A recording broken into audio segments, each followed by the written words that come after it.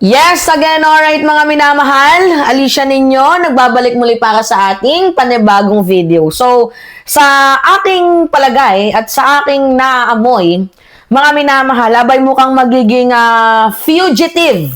Ito nga pong asawa ni Mike Defensor, if ever, na patuloy niya itong itago at hindi niya padaluhin. Dito nga po sa ibinigay na sabpina ng National Bureau of Investigation.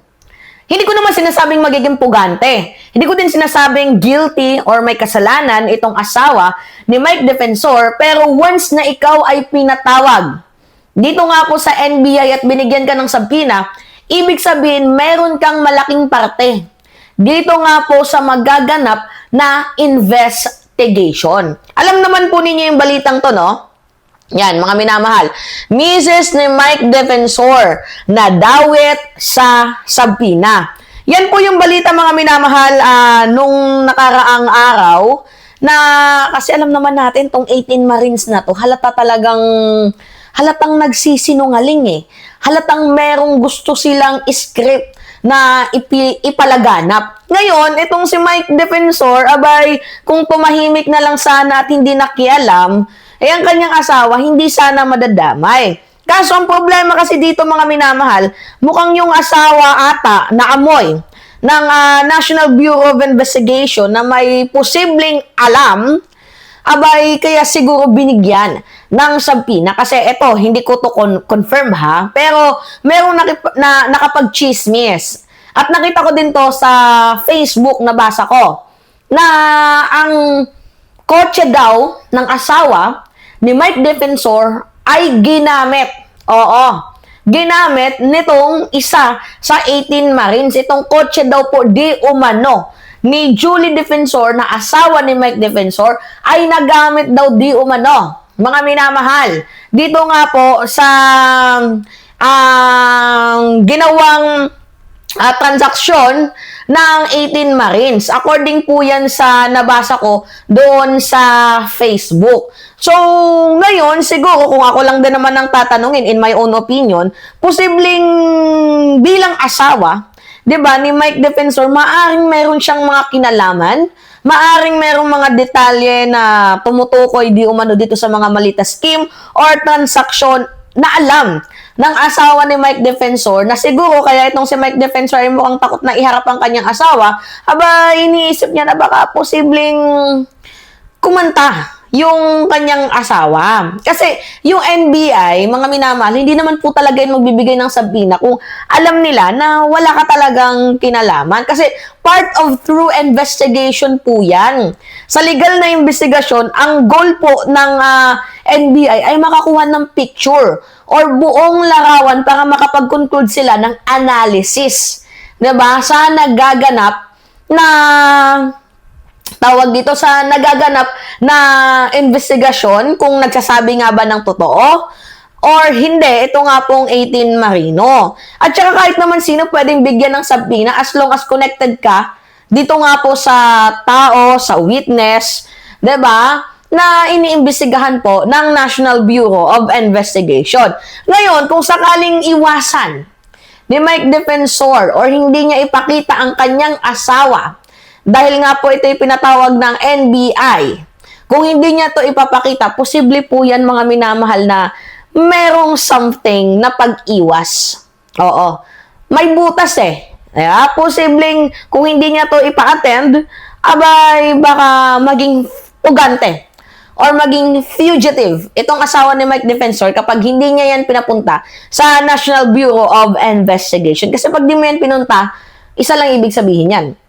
Meron talagang nalalaman yung asawa mo. Merong nalalaman na importanteng detalye, 'di ba, na makakapag-tulong or makakabuo sa picture, sa puzzle na hinahanap ng National Bureau of Investigation, 'di ba?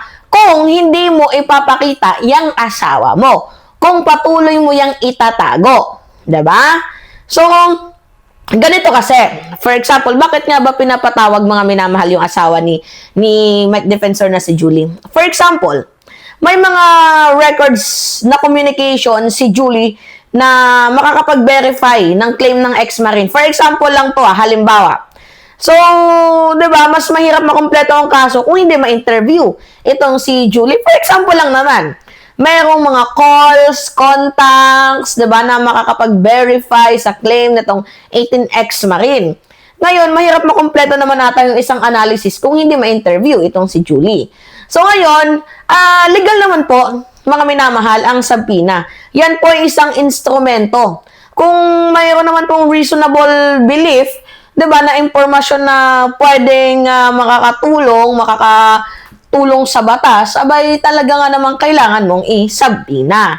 'Di ba? Medyo risky nga lang if hindi ito puntahan ng asawa ni Mike Defensor or itago ni Mike Defensor itong si Julie dahil magmumukha na siyang pugante. Or baka meron din siyang tinataguan. Posibleng ganon, mga minamahal. Gets ninyo? See? Posibleng maging ganon. Pero kasalanan din naman to ni Mike Defensor eh. Basahin natin tong balitang to.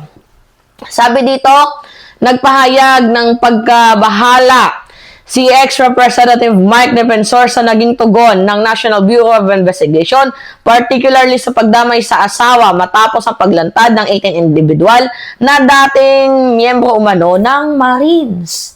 Actually nga, kahit nga itong si Leila de Lima nagsampa ng kaso. Mga minamahal, nag-file ng kaso. Dito nga po sa 18 Marino kasama itong si Father Flavi. Ito nga, meron tayong video, mga minamahal. Panood natin sa inyo. Alright. Nasaan na yun? Eto. 3 signs that your blood pressure is too high. Pay attention. Hey Siri, can you check my blood pressure? Sure.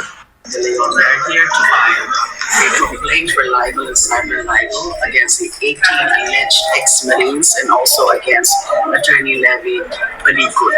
Dahil sa kanilang kasinungalingan, doon sa pinagsamang sinumpang salaysay doon sa 18 as execute supposedly and 18 alleged ex-Marines, and then yung mga inulit, yung mga kasinungalingan ni Attorney Levy Palicod dun sa various interviews. It's very clear to me that these are being done.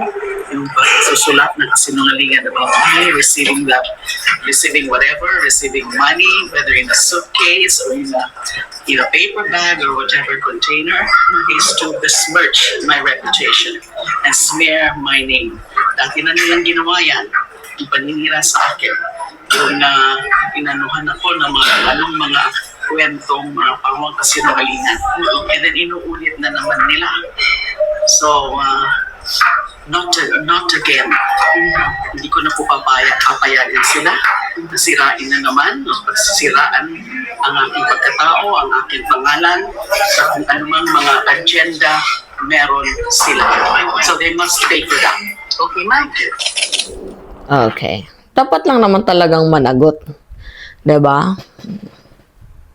Dapat lang naman talagang managot. Magtago sila habang maaga pa. Hindi to nakikipagbiruan itong si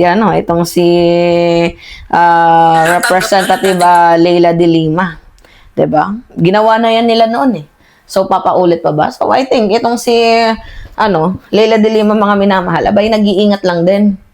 Kasi sinira na nilang reputation, hindi lang pinatulan noon ni de Lima. Baka ngayon maulit ng maulit. Kaya iniiwasan niya na. Diba? So anyway, it's me again, Alicia ninyo.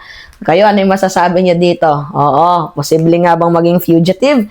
Ito nga pong asawa ni Mike Defensor, kung sakaling hindi dumalo. Diba? Ano sa palagay ninyo? Alright. It's me again, Alicia ninyo, mga minamahal. Nagbabalik muli para sa ating panibagong video. Maraming salamat at ingat, mga kababayan.